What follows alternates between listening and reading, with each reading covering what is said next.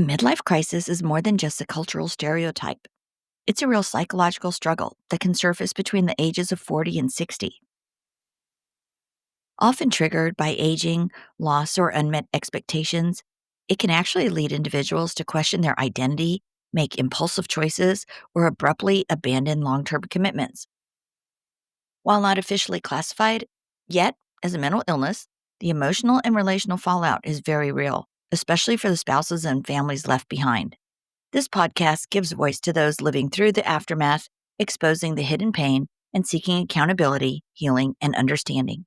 Thank you for joining us today on MLC Bomb Drop and Beyond. The stories and events discussed in this podcast are for informational and entertainment purposes only and should not be considered legal, medical, or professional advice. Any names, locations, or identifying details have been changed to protect privacy. Any similarities to actual persons, living or dead, or real events are purely coincidental. The information presented on this podcast is for informational purposes only and should not be considered as professional advice. Always consult with a qualified expert regarding any decisions related to your specific situation. The views expressed by guests are their own and do not necessarily reflect the opinions of the host or the podcast creators. Hello, Bomb Squad. Thanks for joining me today. This is Trina Laird, your host on MLC Bomb Drop and Beyond. And I want to talk about a moment that happens in a lot of our MLC lives that feels so disorienting for the left behind spouses and the family. It's like so surreal, it makes you question your own reality. And that is the moment when someone that you shared decades with suddenly speaks to you as if you're a stranger, or worse, like you are the enemy. Like many people who go through betrayal, I have experienced moments where I was spoken to in ways that were degrading and deeply destabilizing. I was called names that did not remotely reflect who I am. And it was shocking, not because I believed the words, but because of who said the words. And what I realized is this: those moments reveal far more about the emotional state of the person speaking than the person being spoken about. When someone has to rewrite you to live with their choices, they are not revealing who you are. They are revealing who they had to become in order to leave.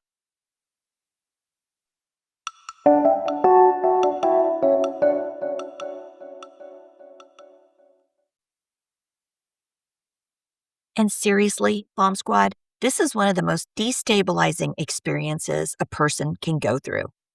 Not the loss of the marriage, not the affair, but the rewriting of your identity, the transformation from partner into adversary. So today, we're going to talk about why this happens, because this is not random. This is totally psychological, it is predictable, and most importantly, this is not a reflection of your worth.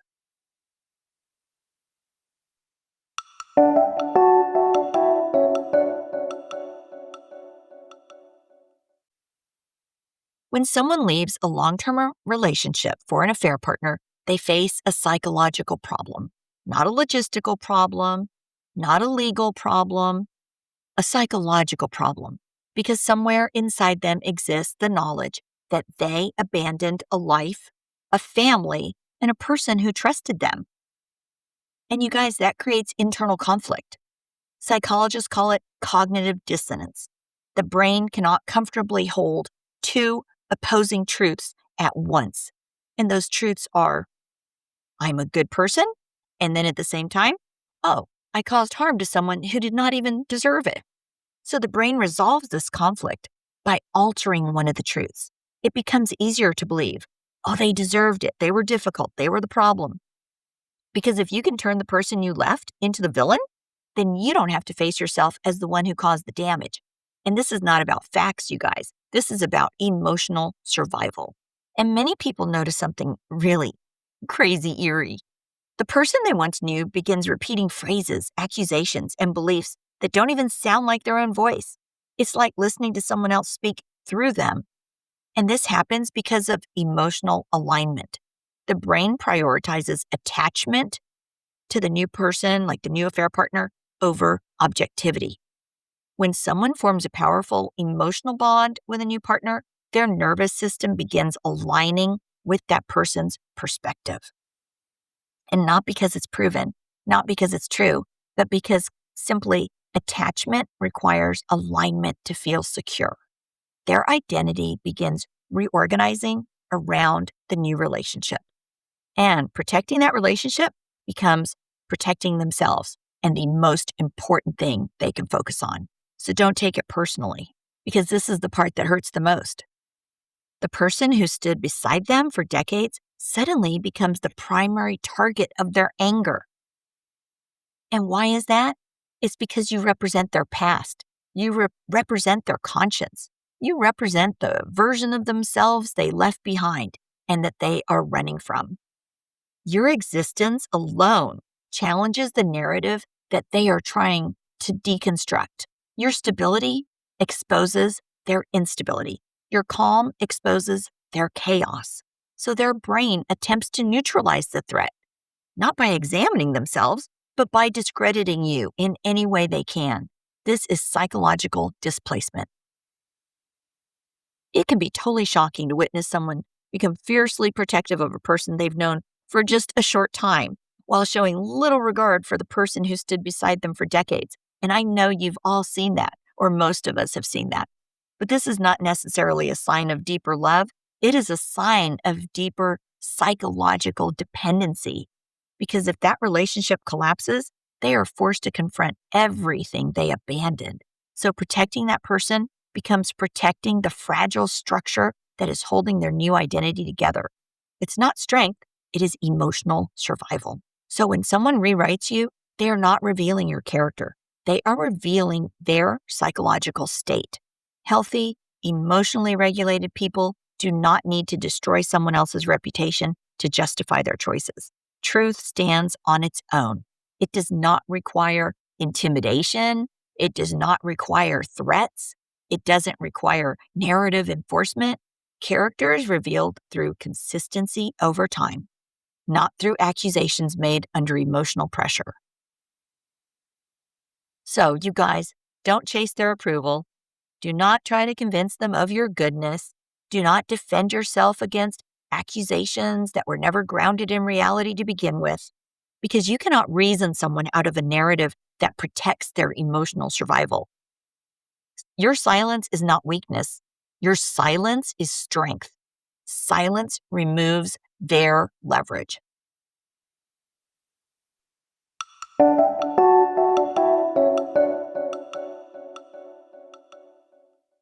There's another question that almost every person in the bomb squad has asked themselves, sometimes out loud, sometimes in the dark alone.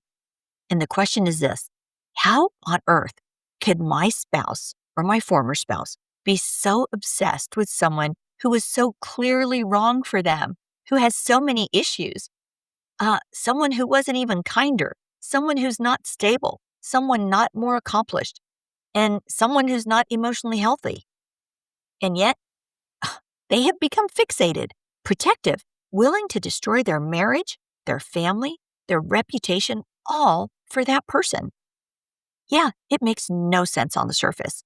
And unless you understand this one critical truth, and that truth is psychological attachment is not the same thing as true attraction.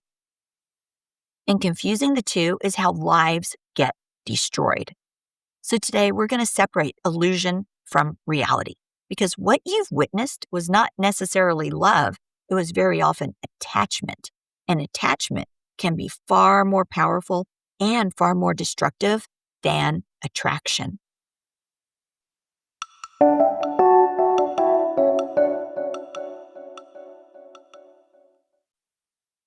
True attraction, as you know, doesn't feel like panic. It doesn't feel like urgency. It doesn't feel like obsession. True attraction feels grounded. It feels calm.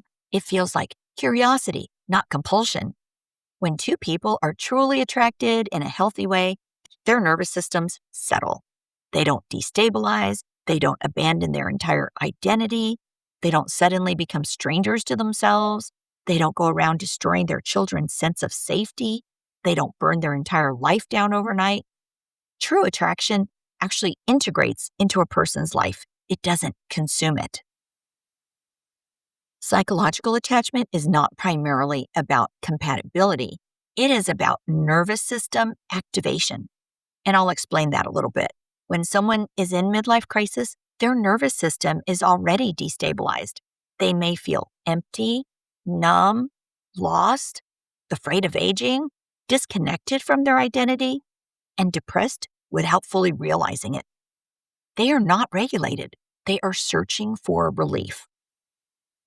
And when they encounter someone new, especially someone unpredictable, validating, or emotionally intense, or also in an MLC, it activates their nervous system.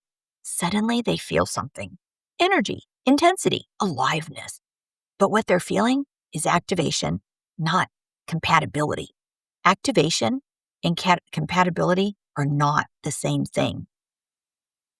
Psychological attachment operates through the same mechanisms as addiction: dopamine, anticipation, reward, withdrawal. When the person gives attention, there's relief. When attention disappears, there's anxiety. And when attention returns, there's a dopamine spike. And this creates a loop: anticipation, relief, withdrawal, craving, over and over. Anticipation, relief, withdrawal, and craving. The brain becomes attached, not necessarily to the person, but to the cycle, to the chemical regulation that that person provides. They become the source of emotional regulation, not because they're healthier, but because they temporarily relieve emotional pain.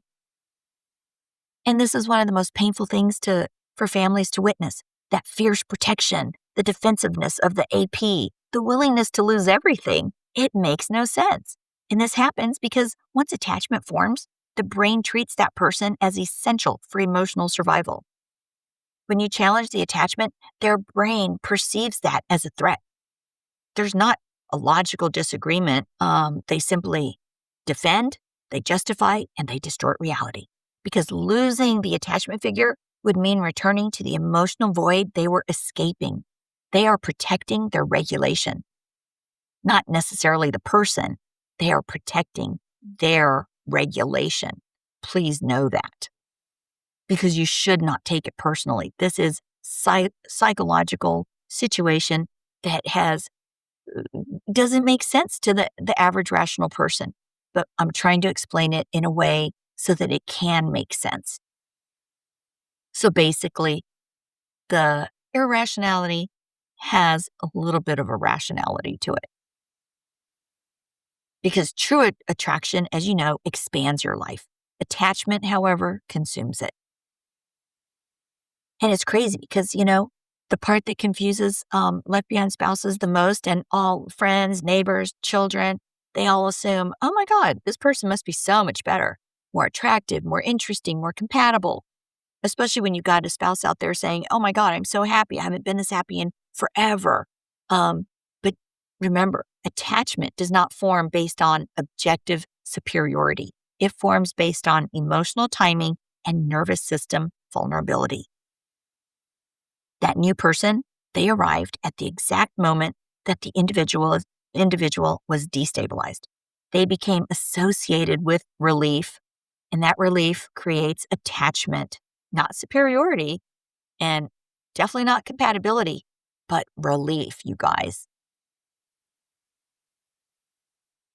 Their attachment was not necessarily a reflection of your inadequacy. It was a reflection of their internal destabilization. You totally represented stability, responsibility, reality.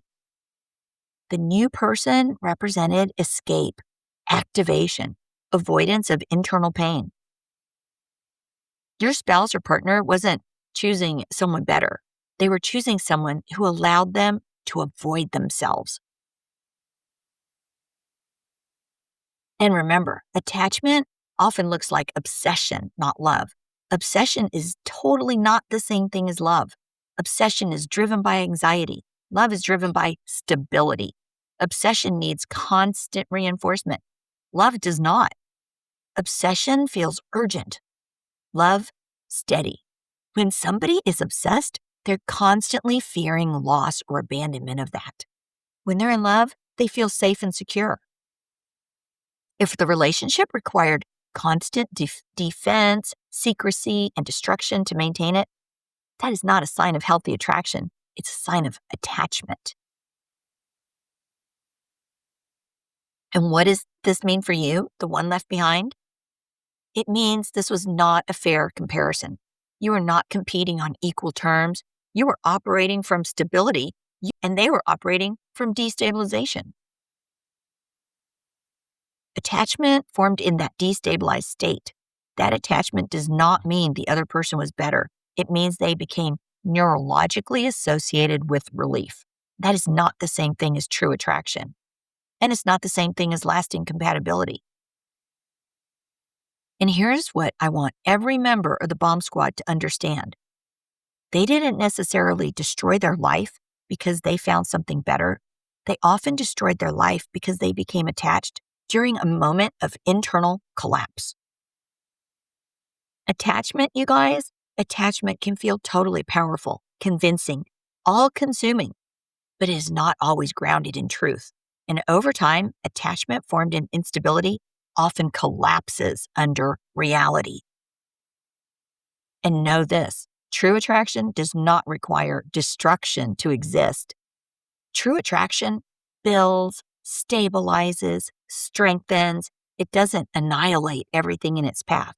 And most importantly, their attachment was never a measure of your worth. It was a reflection of their instability, not your inadequacy. If this episode resonated with you, share it with someone who needs clarity, because understanding this distinction can be the difference between blaming yourself and finally understanding the truth. You didn't lose to someone better. They became attached while they were broken. And that is not something you caused. And it is not something you deserved. And remember, you do not need to chase the truth. You only need to live it. So until next time, you guys, this is Trina Laird at Bomb Drop and Beyond. Stay grounded and stop chasing the blast. I'll see you soon in the next episode. Hey, some resources that are available for you guys are thewifeexpert.com. That's Lori McDermott over there at thewifeexpert.com. She also has a new app out. There's tons of videos that can give you all kinds of information on no matter where you are on your MLC journey or trying to reconcile with your spouse. So check out thewifeexpert.com. And if you're not sure if your spouse or yourself is in maybe approaching or in a midlife crisis, be sure to check out Kenda Root's quiz at midlifecrisismarriageadvocate.com. Again, that's a midlifecrisismarriageadvocate.com. That's a quick little 2-minute quiz. It's free. So check that out as well. We have a ton of resources out there for you guys. So check them out. Thanks. Hey guys, this is Trina, and I want to take a moment to speak directly to anyone who didn't choose the collapse but is living with the aftermath. When a spouse enters midlife crisis, the damage doesn't unfold slowly. It happens like an explosion. One day you're living a shared life. The next, the person you trusted has emotionally disappeared, rewriting history, minimizing the damage, and running from the very family they helped build. Friends are confused. The story gets simplified. And the spouse left behind is often expected to handle it quietly, gracefully, all while absorbing the fallout all alone. After the bomb drop, a survival guide for the left behind spouse was written for you. This book doesn't offer platitudes or false hope. It names what others avoid. Inside, I will walk you through what is actually happening when someone runs from themselves, why chasing answers only deepens the wound, and how to stabilize your life after emotional abandonment, emotionally, legally, and within your family. In this book, we talk about why these departures feel so sudden and destabilizing, because they are. Why the spouse who stays is often blamed, erased, or silenced. Why saving yourself is not abandonment, and how to grieve someone who is still alive while finding your footing again. This book does not promise reconciliation, It offers you guys something more necessary at this time, and that is stability, dignity, and a way forward when someone else has chosen to run. After the Bomb Drop, the survival guide for the left behind spouse is available now on Amazon Kindle in both ebook and paperback. And if you're standing in the blast radius and wondering how to survive what you didn't cause, this book was written for you.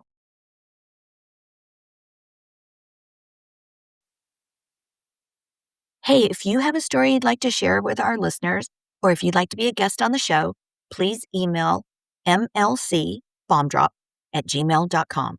Again, that's mlcbombdrop@gmail.com. All right. Thanks for listening. We'll see you soon.